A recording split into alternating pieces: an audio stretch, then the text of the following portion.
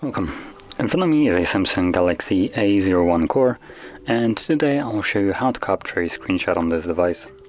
So to get started, all you need to do is find the content that you wish to capture, which I'll be using the home screen as an example, and from there simply press the power key and volume down at the same time. And there we go. That was the animation of a screenshot. You also get two options, share or delete, that will show up here for just a moment, at which point it will disappear. Now the image itself can be found in our gallery application, as you can see right here. Also, if you go into albums, it will create a screenshot album where, well, you will find all the screenshots that I have captured over the time.